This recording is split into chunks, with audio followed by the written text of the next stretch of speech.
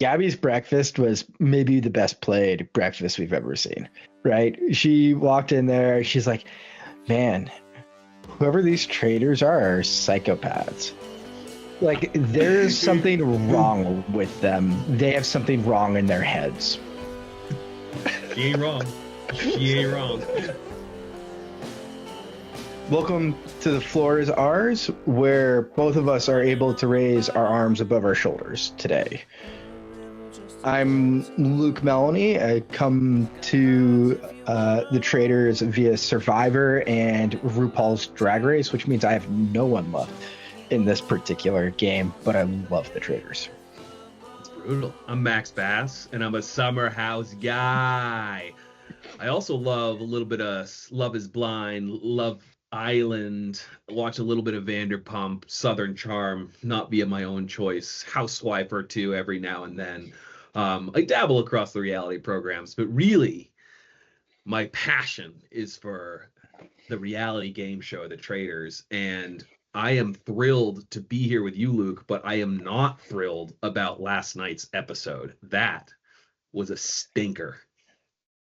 We gleaned no additional information. They told us what the seer is, but that's it. And I brought this up in the Discord, just one line, but the seer is a role in a game that's called One Night Ultimate Werewolf, which is kind of the Traitors game structure as a board game that you could play in 5 minutes, sort of thing, a party game.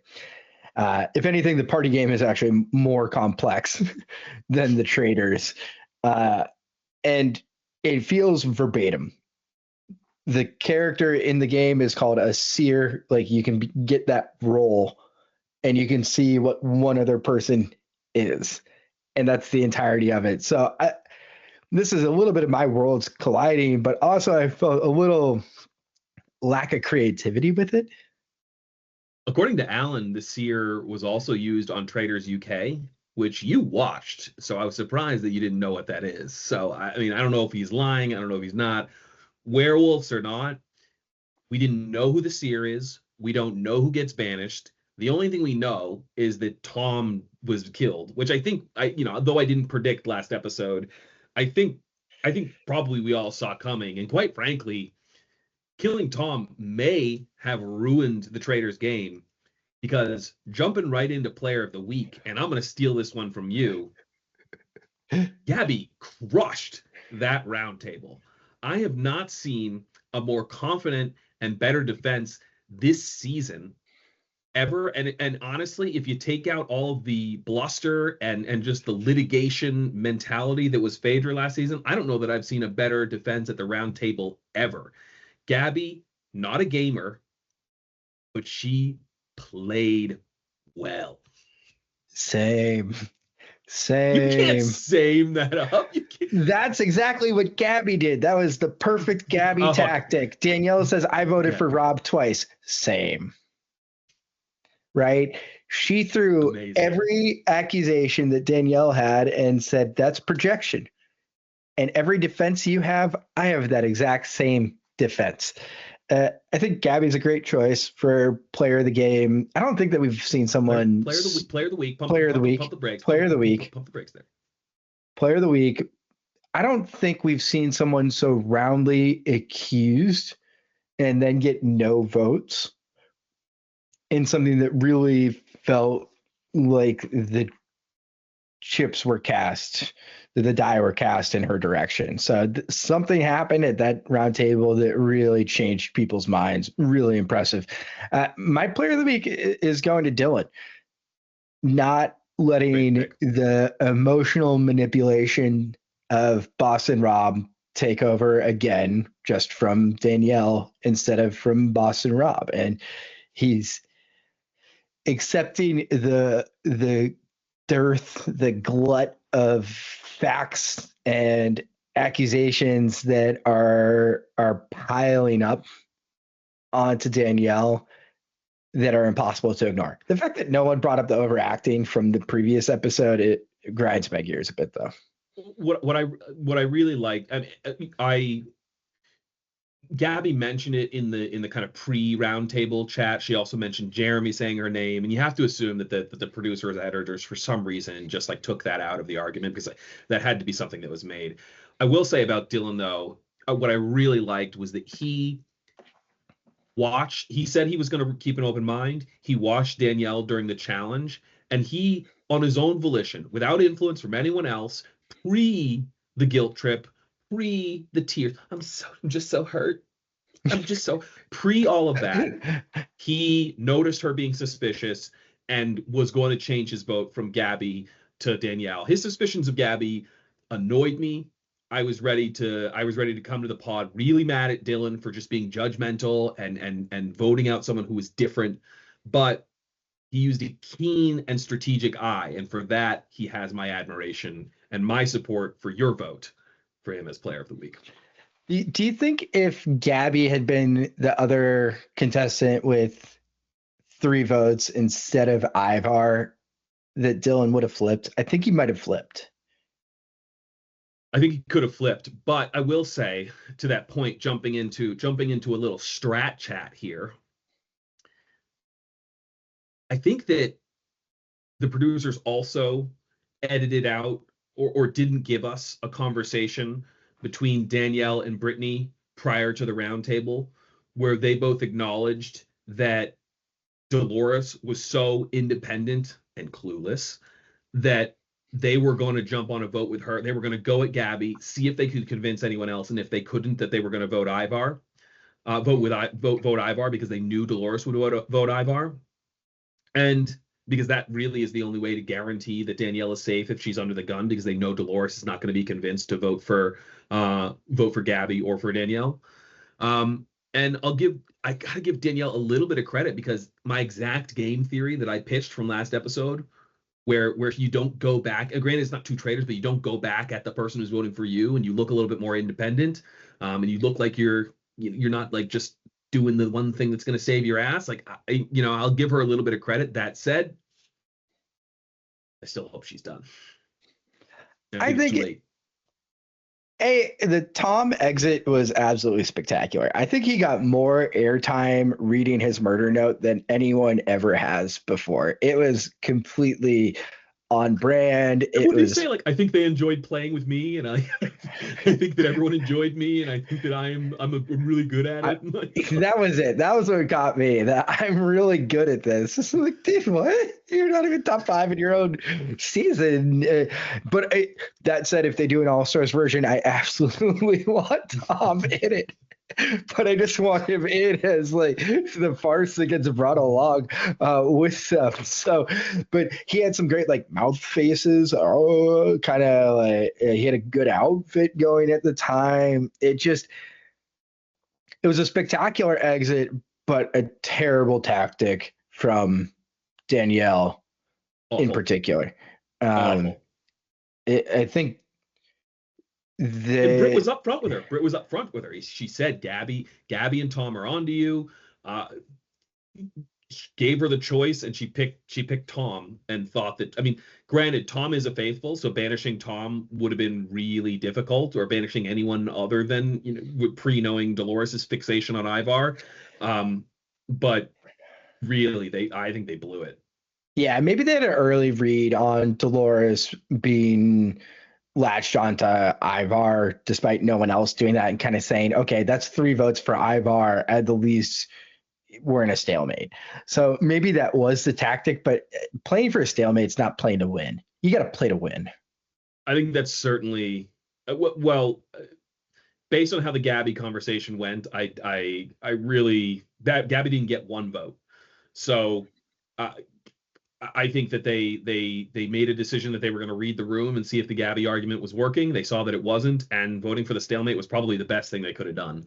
There was no one else on the table. But the second piece of strategy I'd like to bring up is, on the last episode, we talked about how Danielle's choice of Brittany as her co-conspirator was terrible. We compared it to Phaedra, but I believe I said that it was bad for different reasons, because Phaedra, when Kate got in the turret with her, said, so what do we do? Fast forward to this episode. Danielle and Brittany get in the get in the turret or down in the dungeon. Danielle says to her, "So how are we gonna run this going forward?" Officially the worst traitor of all time. Officially the worst traitor of all time. Not only the most annoying. Not only the most annoying. Granted, she's the longest lasting, so that works for her. But truly terrible decisions, and hopefully she's cooking up her own undoing. She's the most battle hardened that we've ever seen. One thought I have is I thought that the fact that they were able to recruit and murder on the same night doesn't feel right. It feels like a little too much traitor, leans a little too much towards the traitor side of things. And I still think it would be interesting television if four faithful made it to the end, but weren't sure. Right. Of course. So I felt like the recruit and murder felt just like too much activity for them.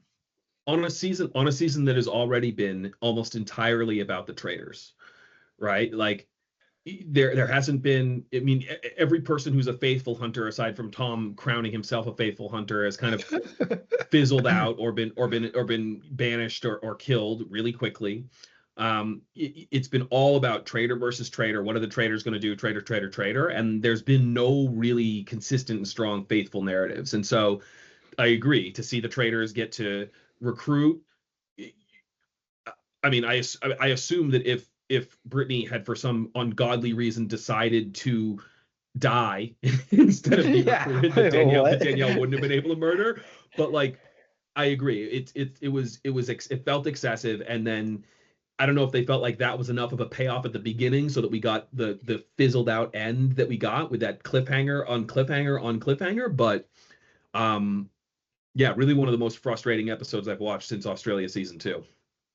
Yeah, I think I would have been okay with a optional recruitment and a murder, but a coerced recruitment and a murder was way too much, right? Because Brittany was left no option. But if Brittany was given the option that was, hey, you've been recruited to be a traitor, I don't know that she takes it.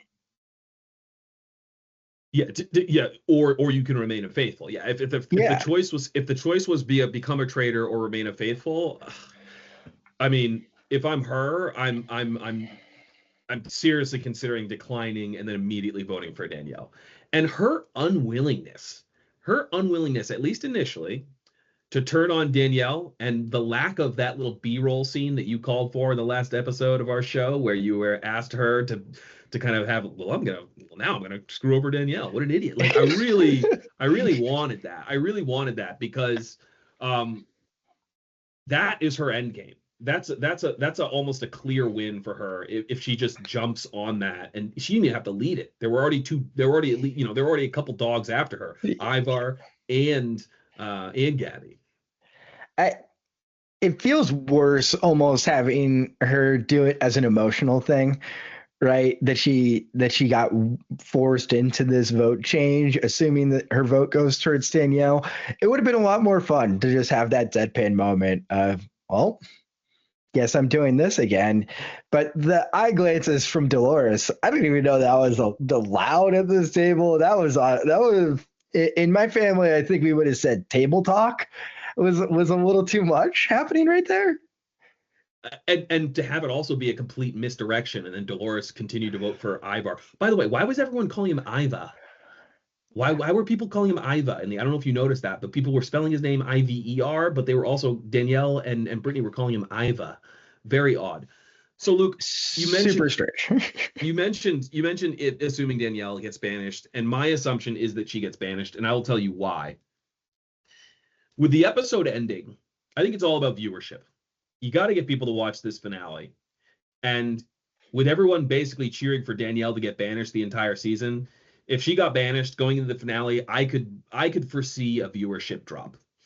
If we know Danielle's out of the game and it's just Brittany and a bunch of faithfuls, I can see a viewership drop. People are just like, okay, you know, whatever. Maybe even like at least same day viewership. People kind of watched on a longer tail. However, if Ivar got banished, they probably would have just showed us, because ultimately then they could have the seer as the cliffhanger, and what the heck's going to happen with Danielle as the cliffhanger. You know, they would have ended the episode in a more traditional way. So I think Danielle gets eliminated at the top of next show. They showed a lot of Brittany's face expressions that kind of hint into that, so I'm a little bit skeptical. But I think based on overall production tactics, I think Danielle gets eliminated at the end of the next show. That's the hook for the finale. No one really cares about the seer ultimately, even though they should have just revealed that. That's just ridiculous that they held both back. I think based on how the show ended, Danielle's going to get eliminated, and they did it for viewership. Maybe we will still get the Brit deadpan right to open the next episode. At least justifying her vote in that moment. Yeah. For actioning the seer, I think they would have had better results if they just did it right off the bat. Just said, hey, Danielle, whoever, you are the seer, and did it before the round table, and let that go. Because it's not a guarantee of information, right? If it's Danielle, she's got to pick carefully, right? She could pick Brittany and say, I see a faithful. Pick Ivar and say, I see a traitor. But then if Ivar gets up and says, I'm a faithful, that doesn't work. That doesn't work, right? So there's a lot to play with there. Actually, they just gave it up. They just gave it up. Scratch that, because it's interesting.